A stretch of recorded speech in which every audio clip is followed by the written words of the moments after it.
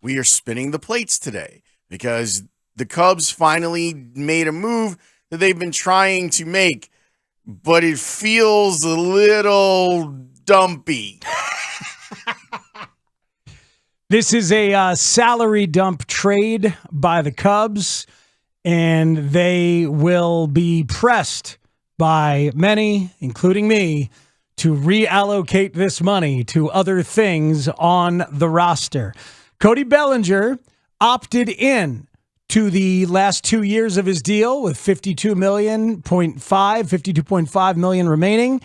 The Cubs were not happy that he opted in. They wanted to trade him to the Yankees. There was always talk that the Cubs were going to eat some money, maybe $10 million of the salary. They end up eating only $5 million. Wow, that's great. Of the salary. But doesn't that usually mean if you do something like that, you don't get the return that you'd want on a player that you're acquiring? Lawrence, they got a 30-year-old swingman named Cody Poteet who through 4 starts last year, pretty much as a fill-in for Nestor Cortez, was left off the Yankees playoff roster. They were 4 good starts as a fill-in swingman. That's nice. Marcus Stroman bad, Nestor Cortez hurt. Give Cody Poteet a shot, and the Yankees did through 4 decent starts, but left off the playoff roster because he's a guy. He's 30 years old, throws 94. 93 with a slider, a change at 87.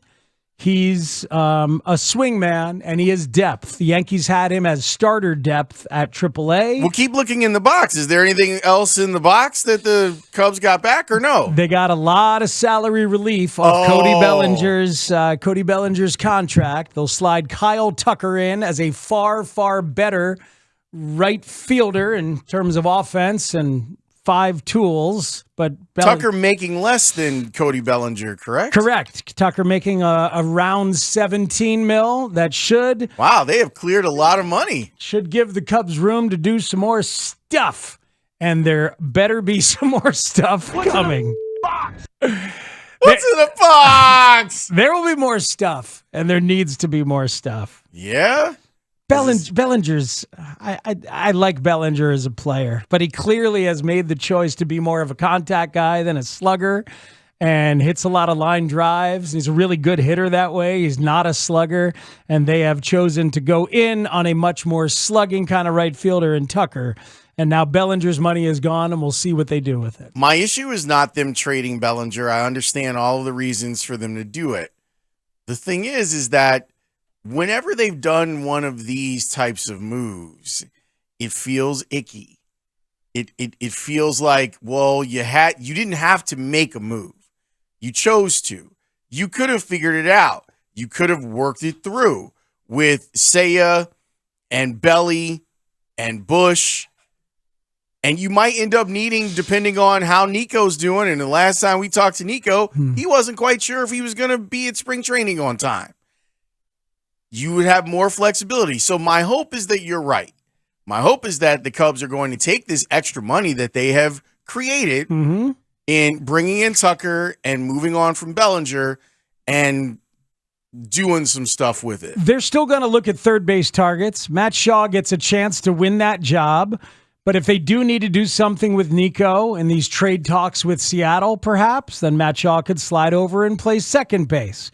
If they're able to get that done, they're going to make a couple of more trades, and I would bet at least one more free agent signing. Like there's some pieces and some things that are still going to go, but right now this feels an awful lot like the Darvish trade. That's to me. Exactly what I was thinking about. Feels an awful lot like the Darvish trade when it was undeniable that they got some money off the books to stay in a certain realm, and they ended up getting at least one piece, and maybe just one piece, in Owen Casey, who could help you eventually. And they didn't get that kind of piece from the Yankees. But remember, they were over the CBT, the competitive balance tax, last year. They're definitely going to be under it this year, but they'll hang around probably that same area. Number 7 in payroll in MLB this past year.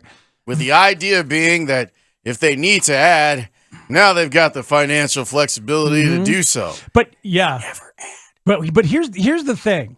Much like the Darvish trade ended up like seeming a necessity because they had waited too long and had built a sort of a problematic roster, Jed built kind of a problematic roster here too. Jed has corner outfielders that are good but not great with no trade clauses, and he's still got them both. Still got them both. Still got Seiya and still got Ian. But one of them can catch and the other one can't. Well, that guy's going to be a pretty expensive DH. But he doesn't want to be a DH. So I don't want to be a Pirate. Right. So still some. I'm guessing he will not be a Pirate. Still some. That's got to be on your no trade. Sure that's true. Still some plates to be spun here, and there need to be plates to be spun here.